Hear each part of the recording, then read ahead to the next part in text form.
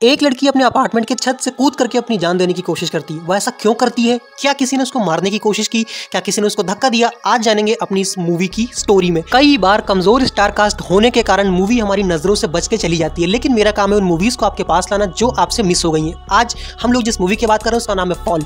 बहुत ही जबरदस्त मूवी और इसकी एंडिंग आपका दिमाग हिला देगी, तो एंडिंग मिस बिल्कुल मत करना। कहानी की शुरुआत होती है कोयम्बतूर शहर से, जहाँ पर एक लड़की गुस्से में फोन पटक करके अपनी कार को ड्राइव कर रही होती है। फिर वह अपने छत पर जाती है और वहां से सुसाइड करने के लिए जंप मारती है। वह कार के ऊपर गिरती है, उसके ऊपर खच्चे उड़ जाते हैं, अंजर पंजर ढीले हो जाते हैं, कार की नहीं लड़की के। पुलिस भाई से पूछताछ करती है और बताता है कि मैं घर पे था और मुझे फोन करके मेरी बहन ने बुलाया था। छोटी बहन बताती है हाँ मैंने देखा था सबसे पहले इसको और मैंने फोन किया भैया को और उन्होंने एम्बुलेंस को बुलाया था। आगे की कहानी हमें आज से 6 महीने बाद की दिखाई जाती है, जहाँ पर हॉस्पिटल में उससे मिलने के लिए उसकी दोस्त आती है जो उसके भाई की बीवी भी होती है। वह एक पल को याद करती है जिस पल में उसकी बेटी हुई थी और वह बेटी पैरालाइज थी। डॉक्टर ने कहा था यह शायद कभी चल ना पाए, लेकिन तुमने मेरी हेल्प की थी और मुझे मोटिवेट किया था कि मैं अपनी बेटी को पाल सकती हूँ। इस कंडीशन में भी वह बहुत बड़ा कुछ करके दिखाएगी और इतनी हिम्मत वाली लड़की होने के बावजूद तुम सुसाइड कैसे कर सकती हो? यह बात अभी तक उसके दोस्त को समझ में नहीं आई थी और वह एक बात से और परेशान थी कि उसने उसको ऑडियो मैसेज भेजा था जिसमें कहा था कि मुझे डैनियल के बारे में कुछ चीजें बतानी है। फिर हॉस्पिटल में उससे मिलने के लिए उसकी छोटी बहन आती है। वह जैसे ही मुड़ती है उसको लगता है उसकी बहन ने उसका हाथ पकड़ लिया है। देख करके वह बहुत ज्यादा डर जाती है। उसका ये हेलुसिनेशन था, लेकिन वह डर क्यों जाती है? क्या इसी ने खून किया? आपका क्या ख्याल है? कमेंट करके जरूर बताइएगा। आगे डॉक्टर उसके पूरे परिवार को समझा रहे होते हैं कि अगर हम उसके ऊपर कुछ एक्सपेरिमेंट करते हैं, कुछ स्टडी करते हैं तो शायद उसकी जान बच सकती है। लेकिन उसके पापा गुस्सा हो जाते हैं, कहते हैं मेरी बेटी है, वो कोई लैब का चूहा नहीं है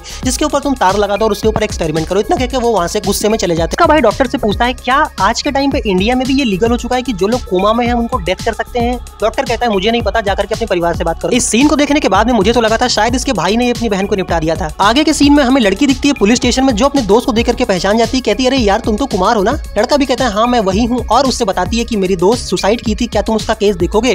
पुलिस वाला कहता है कि देखो सुसाइड का केस था तो केस तो बंद हो चुका है, लेकिन मैं अनऑफिशियली तुम्हारी हेल्प जरूर करूंगा। आखिर एक दोस्त तो ही दोस्त के काम आता है, साला ठरकी लौंड। आगे के सीन में हमें कृतिका नाम की लड़की दिखाई जाती है जो कि उसके पापा से डील कर रही होती है स्पोर्ट्स एकेडमी का। उसके पापा साफ मना कर देते हैं कि मेरी बेटी जो कोमा में गई है वह जल्दी ही उठ जाएगी और मैं इस स्पोर्ट्स एकेडमी को कभी नहीं बेचूंगा। कृतिका फोन करती है उसके बॉयफ्रेंड डैनियल को। इसी का सारा प्लान होता है, शायद ऐसा मुझे अभी तक लगता था। ऐसा मैं इसलिए कह रहा हूँ क्योंकि यही वो आदमी है जो उस लड़की का बॉयफ्रेंड भी था, उससे शादी करने वाला था, लेकिन उसकी स्पोर्ट्स एकेडमी को खरीदने के लिए इसी ने कृतिका को उसके पापा के पास में भेजा था। कृतिका बताती है उससे कि बुड्ढे ने साफ मना कर दिया है, वह जमीन नहीं बेचने वाला है। जब तक उसकी जान में जान है तब तक वह उस जमीन पर चिपक करके बैठेगा। अगला सीन हमें एक फ्लैशबैक का दिखाया जाता है जहाँ पर इसके भाई की वेडिंग एनिवर्सरी होती है, जहाँ पर डैनियल आता है और उसके भाई को गिफ्ट देता है। दोनों के बीच में कुछ लड़ाई भी होती है, ऐसा उसकी दोस्त ने देख लिया था और एक्सीडेंट होने के बाद में हॉस्पिटल में ये सारा कहानी वह अपनी माँ को बताती है। कहती है शायद डैनियल की वजह से ही। आगे हमें लड़की का भाई दिखता है डैनियल के साथ में, उससे बात करता हुआ कहता है मैं समझ चुका हूँ कि तुम क्यों उस जमीन को खरीदना चाहते हो इतनी जल्दी, क्योंकि आने वाले टाइम में उस जगह के पास से मेट्रो का प्रोजेक्ट निकलने वाला है और सीएम साहब उसकी अनाउंसमेंट करने वाले हैं, इसीलिए तुम उस जमीन को हथियाना चाहते थे, इसीलिए तुमने